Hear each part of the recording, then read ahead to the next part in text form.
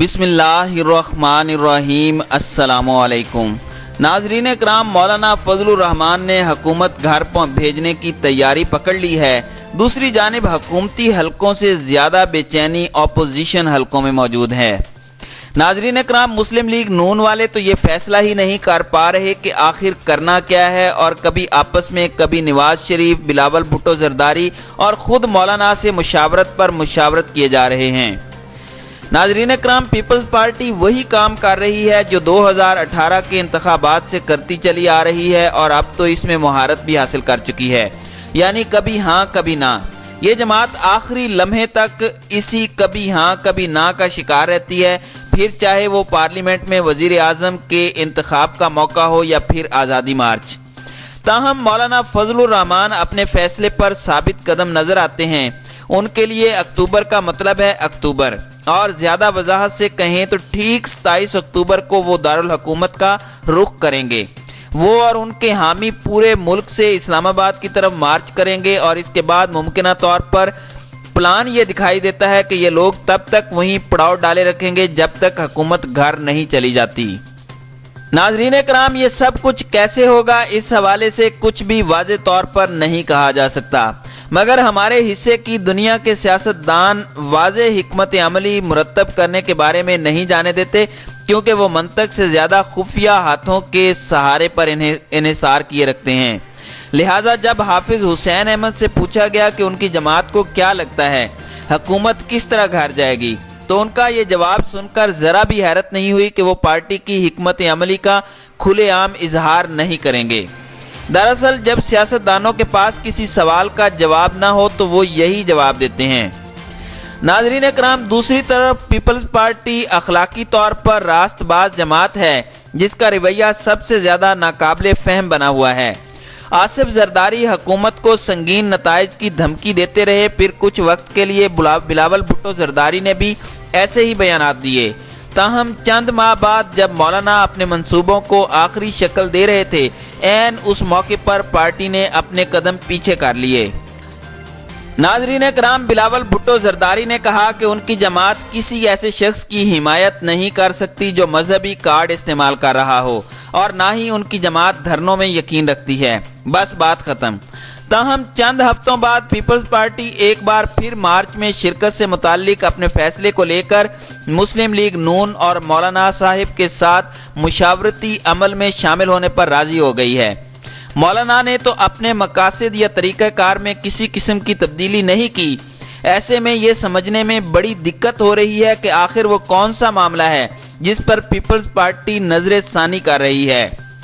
ناظرین کرام، جب پارٹی والوں سے یہ سوال پوچھا جائے تو ان کی جانب سے غیر تسلی بخش جوابات ہی ملیں گے۔ یہی نہیں بلکہ 2018 کے عام انتخابات سے ان کی قیادت کی جانب سے لیے گئے متعدد یو ٹرن میں سے کسی ایک یو ٹرن کے بارے میں بھی کوئی تسلی بخش جواب نہیں مل پایا۔ پیپلز پارٹی کی اس انجان سی صورتحال کا اندازہ ایک مشہور شاعر کے ان لفظوں سے کچھ لگایا جا سکتا ہے کہ پیپلز پارٹی کے مرد و خواتین کا کام صرف حکم ماننا ہے، حکم کی منطق پوچھنا نہیں۔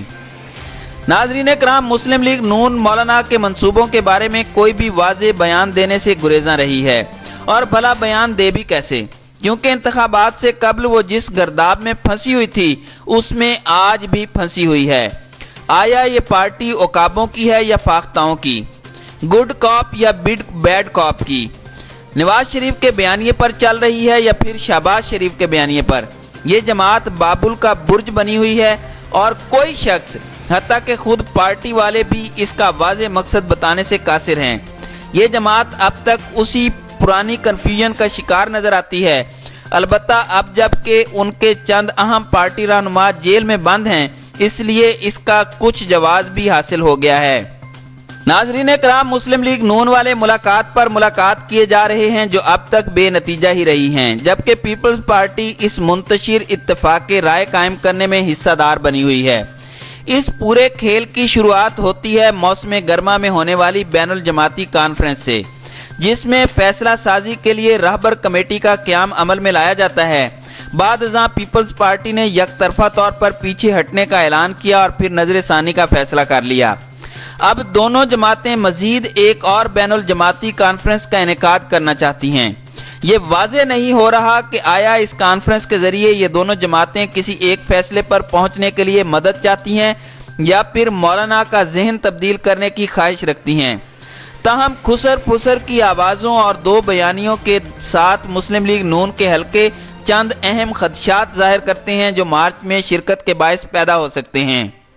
ناظرین کرام، تاہم دونوں اپوزیشن جماعتوں میں نظر آنے والی پریشانی اور بے چینی کی بہتر انداز میں عکاسی اس جملے سے کی جا سکتی ہے جو ایک سینئر اپوزیشن سیاستدان نے کہا تھا۔ ان کا کہنا تھا کہ ہر کوئی اس سوچ میں ڈوبا نظر آتا ہے کہ مولانا اپنے مارچ کے انعقاد کو لے کر اس قدر پر اعتماد اور بضد کیوں ہیں۔ کہنے کا مطلب ہے کہ آیا انہیں کسی قسم کی گارنٹی یا یقین دہانی کروائی گئی ہے جس سے دیگر بے خبر ہیں۔